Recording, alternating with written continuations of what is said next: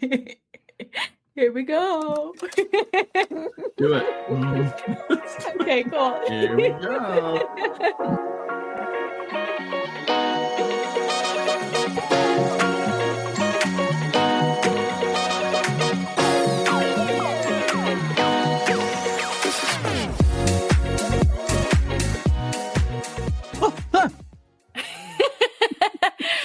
So anyways, welcome back to Coffin Talkin', where we unravel the mysteries, embrace the peculiar, and find humor in the unconventional world of funerals and death. Frank's having a fright, so just give him a minute. That better not be edited out, Holly. So help me. Oh, coffiners, welcome back. I hope you're enjoying the bedtime stories so far, and we have quite a few more left to go, and it'll be fun to tell the stories. But anyway, how's your week been, Holly? My week's been good. I have one thing to report, and it was Caden's proudest moment. Okay. So last Friday, we were sitting on the couch watching a show, and we have a kind of an interesting setup. We have one couch on one wall, and it's pretty close to our TV stand. So a little dark thing darted from behind the couch on the wall to behind the TV stand, and I was thinking, is that maybe? Is that shadow people? Is that a shadow cat? Cat? Cat? But it was not, and it ended up being a mouse. Wow. Yes, a little field mouse. And I am not kidding. From the time I saw it run, Nelson was asleep on the couch next to us. And by the time I saw it run, he had woken up, darted into the room because it ran into our room, dove under, pushed himself under our dresser because that's where it ran, and had killed it within 4 seconds. Oh my gosh. And here's the kicker. Maybe was asleep in the room the entire time. She didn't even wake up. So that's the dichotomy of our cats. Maybe not a cat. Yeah, maybe not. Not in the traditional sense. She just wants to sleep and explore. That's funny. Oh, geez. But it was very exciting. And Caden was so proud. He was like, oh my gosh, Nelson has fulfilled his purpose. Oh, wow. And so he did I think Mom said that he did kind of a proud Nelson cat dance. Oh, yeah. Did he make Nelson do a dance? He was holding Nelson. He makes Nelson dance all the time. And it's so funny. He is the most patient cat. But every once in a while, if he dances too long, Nelson will just go, and then he'll like jump out of his arms. I'm done. But that's after like 5 minutes. Wow. It's really too much torture for this poor cat. But so he's patient unless you're a cat or unless you're a mouse. Yes, if you're a then mouse, there's no watch patience. your back. Yeah, I want to get your back. Yeah, it was crazy. It was honestly really impressive. It was so sad because the little mouse died. But I was also very proud of Nelson. Did you bury the mouse? No, Caden took it out and threw it in the bushes. Okay. And Nelson was so angry, and he didn't realize that it went outside. So he sprinted back inside. Oh, and this door that we installed, we had locked it for the night. Yep, so they couldn't go out or in. So it was completely locked. He sprinted around the house to where it is, busted through the window. Oh, my gosh. Almost broke the door. And then ran right to where he killed the mouse and just started circling and going, meow, meow. Thought I killed him and now he's gone. So agitated. Yeah. He was so mad. Boy. I can imagine. That is sad. Oh, it's so sad to be a cat. So sad to be a cat and so sad to be a mouse killed by a cat. Yeah. So that was our week. That was like the excitement of the lifetime. So what you're essentially saying is that if you didn't have cats, nothing major would have happened this past week. That's right. We would have had a mouse in our house and it would have still been here. Well, you would have put out a mouse trap, right? Or if we only had maybe. Oh, She wouldn't have caught it. She wouldn't have even noticed. Whoa, what was that? Yeah. Whoa. Oh, well, better go back to sleep. I'm sure the human people will take care of it. Yeah, seriously. Oh, man. Jeez. She never works a day in her life. Nor should she. She's a cat. No, she's fine. Okay, all right. She's our cute cat, so she's the trophy cat, I guess. Mm-hmm. How was your week? Good. It's been pretty slow, actually. I guess it's been good in the sense that I've been able to catch up with a little bit of work. Mm-hmm. But there's always in the back of your mind, and please don't take this the wrong way, coffiners, but you wonder what's happening.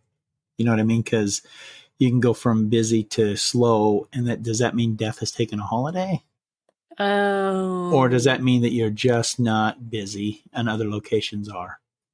Do you see what I'm saying? Yeah. So it's kind of hard to imagine.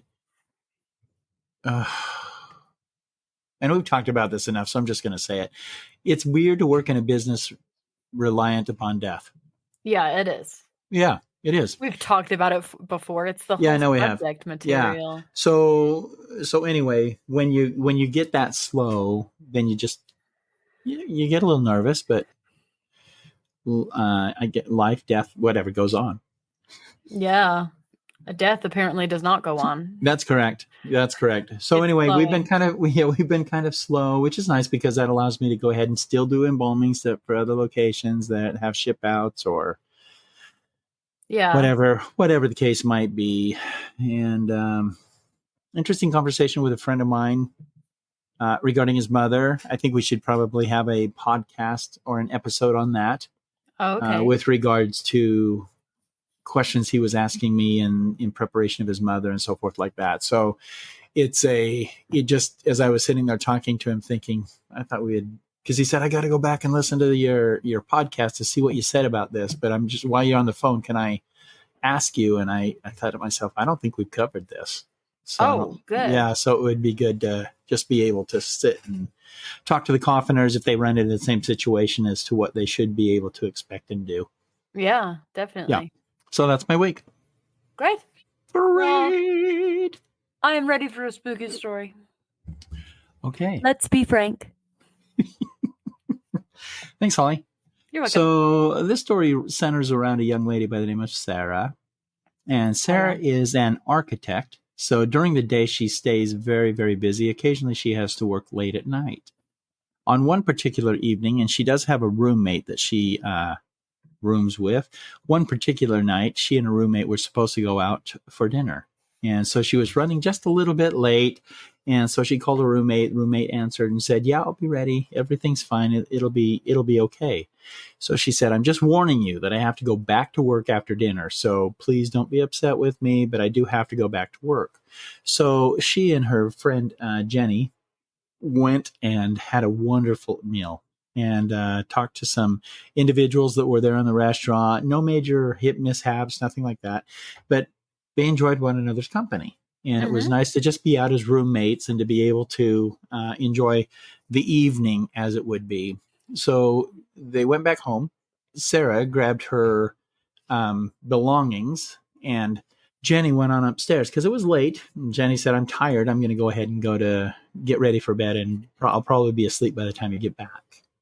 Well, Sarah grabbed her items. She collected what she needed for work, and she went on into the office. And as she went into the office, again, it was dark. And so she turned on all the lights. And in the hallways prior to her office, they were almost all motion censored.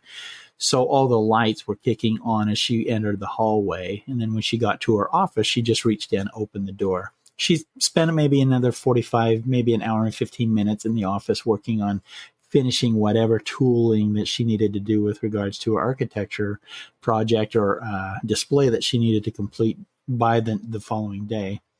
She made her way back to the apartment, and when she got into the apartment, she noticed the lights were still on, and she said, Jenny, are you still up? Jenny! And she's yelling and completing, calling with her, and still no response from Jenny. So she says, oh man, she's left all these lights on. I'm going to go upstairs and kind of talk to her to let her know that I'm not too happy with the idea of her leaving the lights on.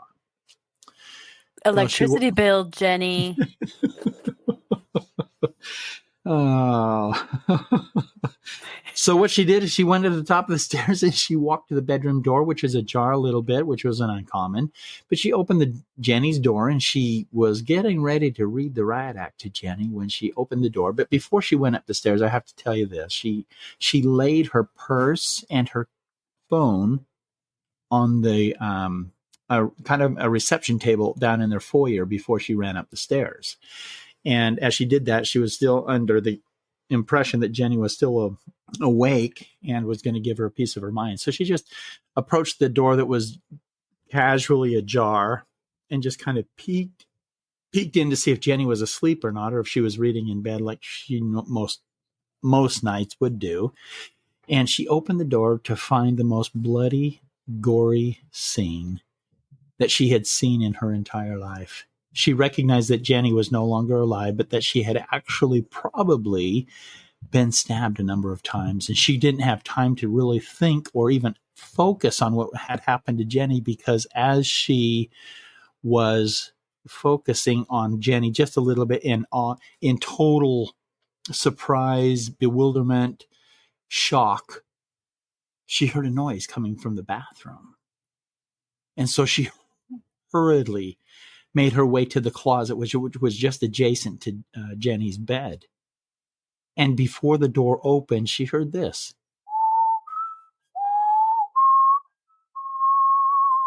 And a man came out of the bathroom and he was wiping blood off of a blade that he had probably just used to kill Jenny.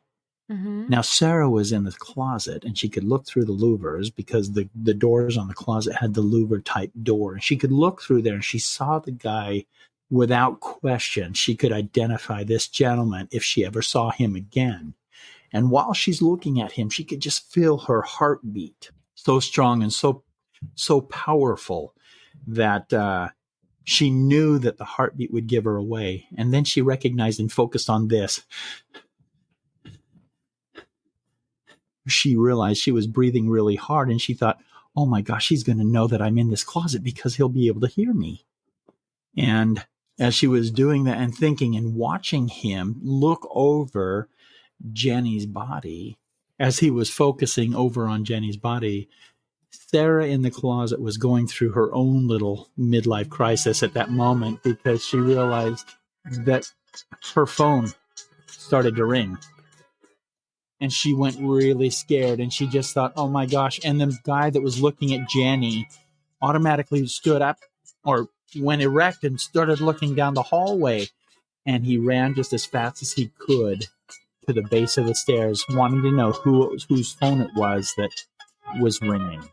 Mm-hmm. When he got to the base of the stairs, he noticed the purse and he noticed the phone.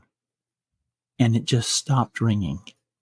And he thought to himself, when I entered the house, was her purse and phone on this desk? Right. Could it have been hers? Or was it someone else's that's now in the house? Mm-hmm. So he came to the conclusion that it was probably hers. And so Jenny's. Yeah. So he just went on ahead, finished cleaning up the knife, never went back upstairs, made his way to the front door and let himself out. Sarah, totally petrified at this point, didn't know if this man had gone and looked at the phone as it was ringing so it would identify her, mm-hmm. or if she would recognize, or if he would recognize what was actually transpiring and then come back up the stairs only to find her cautiously coming out of the closet to now kind of give aid and comfort to her friend that she was now lying in her own pool of blood on this bed. She called the cops. Or the police, and the police arrived. The police started asking her all sorts of questions, of course, making her feel like the suspect. Right. When she was giving them the description of the individual that had actually committed the murder. Why aren't you going out and looking for him? Why can't you send me an artist or something? I'll tell you exactly what he looks like. So as the evening concluded, she sat in a chair, wide-eyed, not exactly knowing what to do.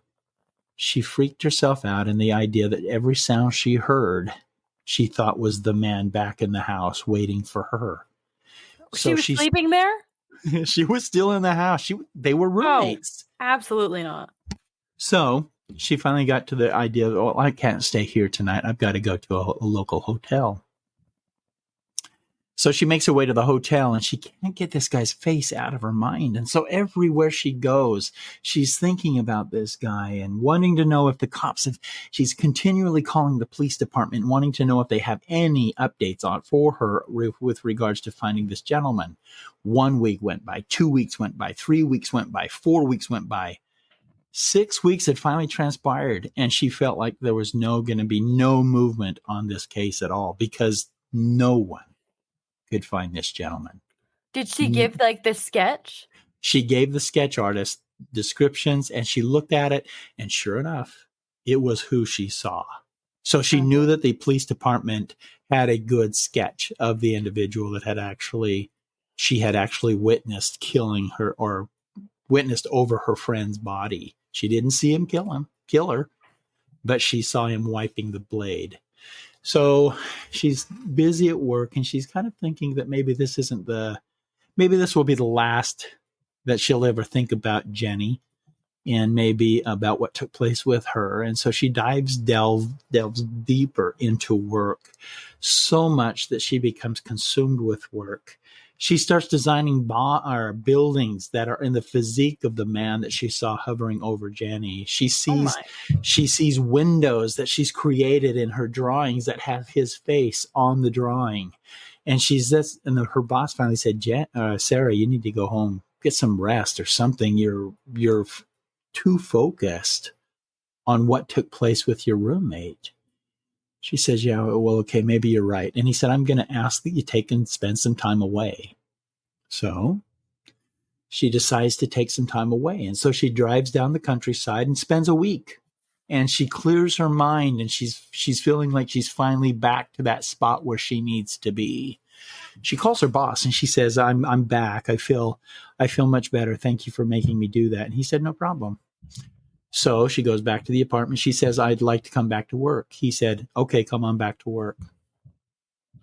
As she approaches the office after her vacation, she's walking down the hallway and those lights are turning on as she's walking down the hallway because even though she starts full-time again the next day, she had to prepare by getting some things out of her office. So she's walking down the hallway at night, and as those lights kick on, something triggers in her mind that she's now thinking, oh my gosh, my friend Jenny died the night that I came back to work and these lights were kicking on. And so she puts her hand right through the doorway and she's kind of thinking to herself, I wonder if the man knows where I live and where I work. So she starts putting her hand in the door, but she couldn't do it. She couldn't turn on the lights.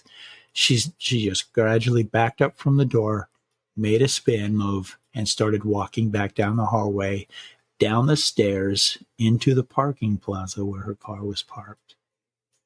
She gets into her car.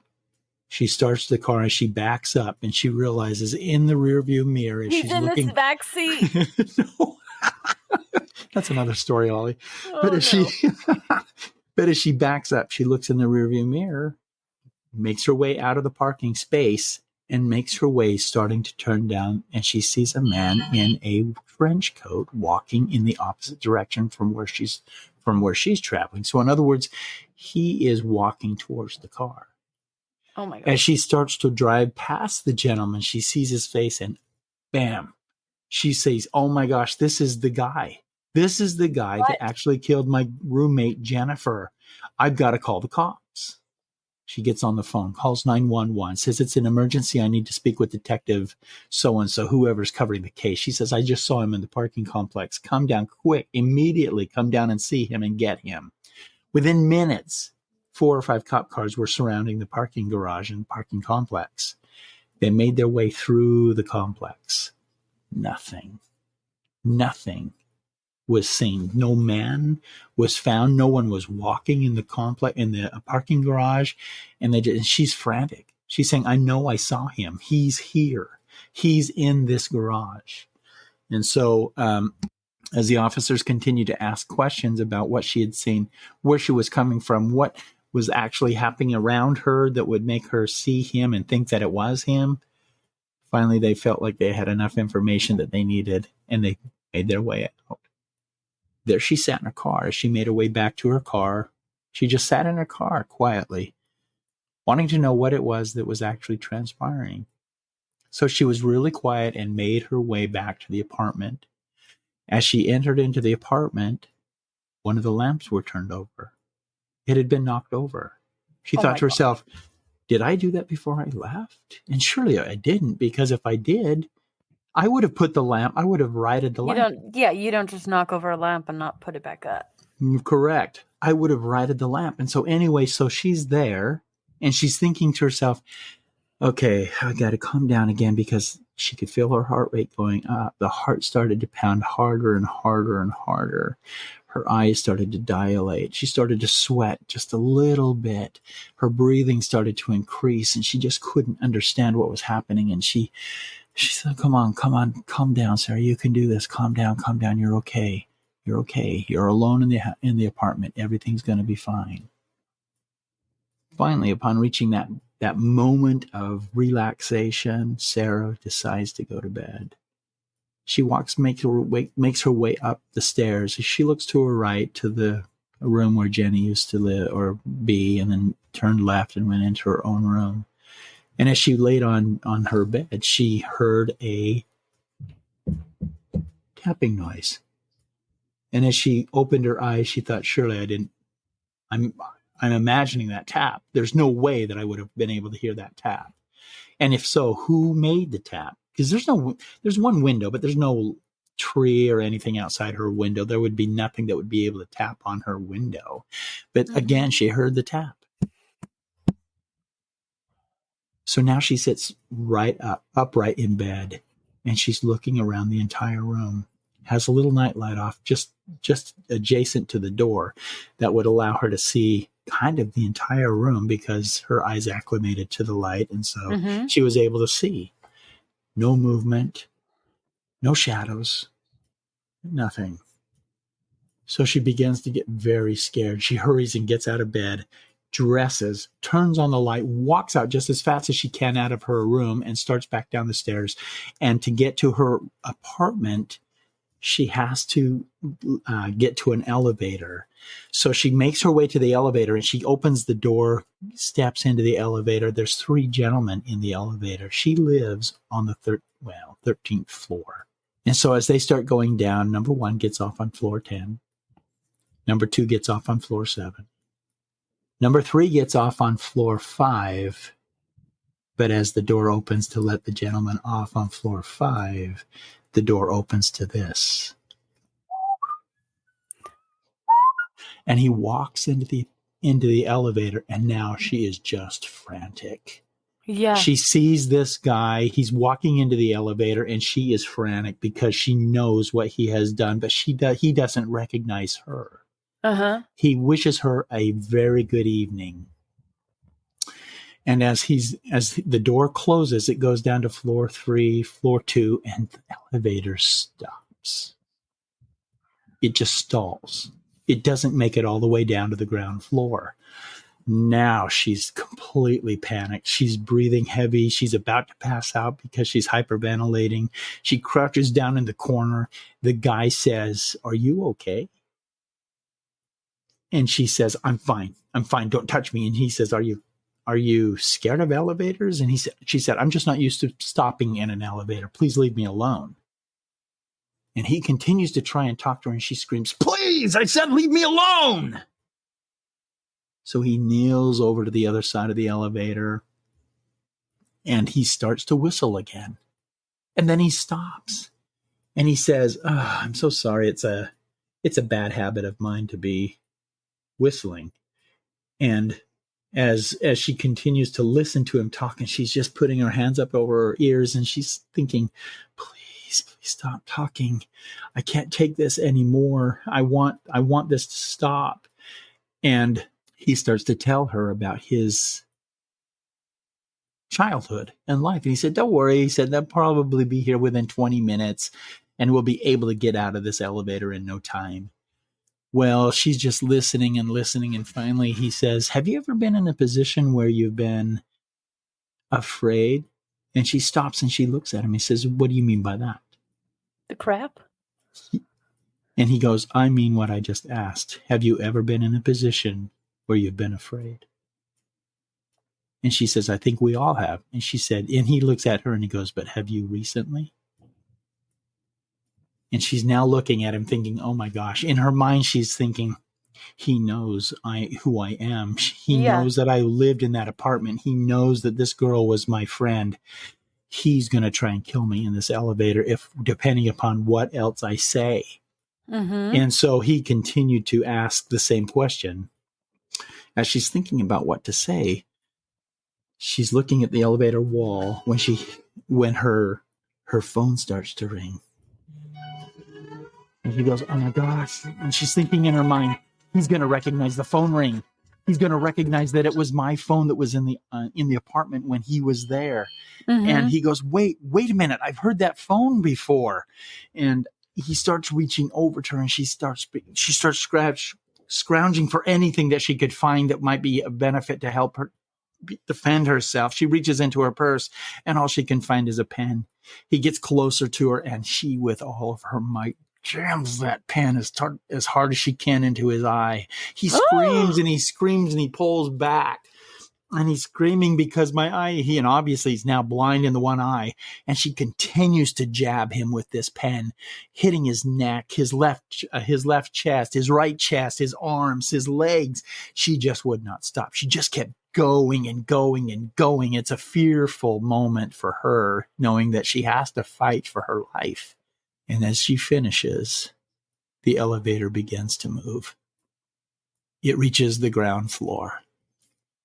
As the elevator opens, there she sees 4 or 5 gentlemen, and they all look just like the man she just killed. And one yells, holding up a gun to her side, saying, drop the weapon. And she goes, wait, you don't understand. She said, and he said, drop the weapon. And as she blinks a couple of times, she now sees that these men are not the ones that she had actually seen kill Jenny, but that but she was seeing everybody in this same, it was the same face on every single person. She was making them look like this guy that had just killed Jenny. She looked back in the elevator and there was an older man with just a mustache and didn't even look like the guy that she had seen kill Jenny. So she said, wait, and she's waving her arms, and that's when she felt the first bullet pierce her on the left-hand side. She dropped her arm and she looked to where the bullet came from. Another one hit her in mid-torso. Another one hit her in the neck.